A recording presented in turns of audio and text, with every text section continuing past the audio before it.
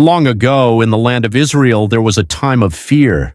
The Israelites and their enemies, the Philistines, were at war. Both armies stood on opposite sides of a valley, facing each other day after day. The tension was thick. Soldiers gripped their weapons, waiting, but no one dared to make the first move. Every morning and every evening, a giant stepped forward from the Philistine camp. His name was Goliath. He was massive, over 9 feet tall. His armor alone weighed more than most men could carry. A bronze helmet covered his head, and his chest was protected by heavy scale armor. His legs were shielded, and he carried a huge spear with a tip as heavy as a brick. Walking beside him was a shield bearer just to help carry his equipment.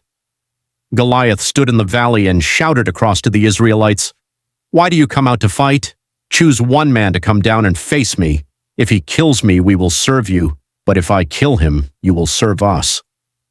It was a challenge, a one-on-one battle to decide the outcome of the war. But there was a problem. No one in Israel was brave enough to face him. Even King Saul, the leader of Israel, was afraid. Every time Goliath shouted his challenge, the soldiers trembled and backed away. This went on for 40 days. 40 days of fear, 40 days of silence, 40 days with no one stepping forward. Meanwhile, in a small town called Bethlehem, there lived a young shepherd named David. David was the youngest of 8 brothers. While his older brothers were in the army with King Saul, David stayed home, taking care of his father's sheep. He wasn't a soldier, he wasn't trained for war, but he had something different. He had courage and strong faith in God. One day, David's father said to him, "Take this food to your brothers at the battlefield. See how they are doing and bring me back news." So David set off early in the morning, carrying bread and grain. When he arrived at the camp, he heard a loud voice echoing across the valley. It was Goliath. David listened as the giant mocked Israel and insulted their God.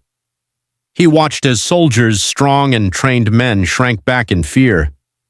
David turned to the men around him and asked, "Who is this man that he should defy the armies of the living God?" The soldiers were surprised. They explained the situation and even mentioned that King Saul had promised great rewards to anyone who could defeat Goliath. But David wasn't thinking about rewards. He was thinking about what was right. When David's older brother heard him talking, he became angry. "Why are you here?" he snapped. "Go back home and take care of your sheep. You're just being proud and curious." But David didn't argue. He simply turned away and kept asking questions.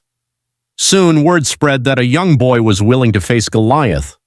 David was brought before King Saul. Saul looked at him and said, "You can't fight this giant. You're just a boy, and he has been a warrior since his youth." But David answered with confidence. "I have been taking care of my father's sheep," he said. "When a lion or a bear came and took one of the sheep, I went after it. I struck it and rescued the sheep. If it attacked me, I grabbed it and killed it.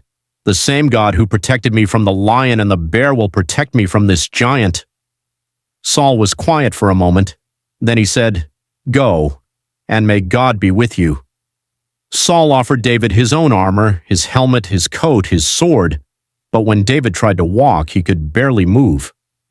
"This isn't right for me," David said. "I'm not used to it." So he took it all off. Instead, David picked up his staff, went to a nearby stream and chose 5 smooth stones. He placed them in his pouch and took his sling in his hand. That was it. No sword, no armor, just a sling, 5 stones, and faith. David walked down into the valley toward Goliath. The giant saw him coming and laughed. "Am I a dog?" Goliath shouted, "that you come at me with sticks?" He cursed David and said, "Come here and I'll feed your flesh to the birds and wild animals." But David didn't stop. He didn't turn back. Instead, he shouted back at the giant, "You come against me with a sword and a spear, but I come against you in the name of the Lord. Today I will strike you down, and the whole world will know that there is a God in Israel." The battlefield fell silent. Then Goliath moved forward to attack. At that moment, David ran toward him. Yes, ran. As he moved, he reached into his pouch, took out a stone, placed it in his sling, and swung it around with speed and precision. Then he released it. The stone flew through the air, straight, fast, and it struck Goliath right in the forehead. The giant stopped. For a moment, everything seemed frozen. Then Goliath fell forward, face down on the ground. The giant was defeated. David ran up to him, took Goliath's own sword, and finished the battle. When the Philistines saw that their champion was dead, they panicked and ran.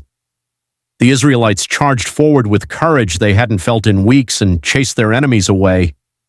That day, everything changed. A young shepherd boy had done what an entire army could not. Not because he was the strongest, not because he had the best weapons, but because he believed. David's victory spread across the land. From that day on, people began to see him not just as a shepherd, but as a leader, a man chosen for something greater. And the story of David and Goliath became more than just a battle. It became a lesson, a reminder that no matter how big the challenge, no matter how impossible something looks, courage, faith, and determination can overcome even the greatest giants. So the next time you face something that feels too big, too powerful, or too overwhelming, remember David, the boy who ran toward the giant and won.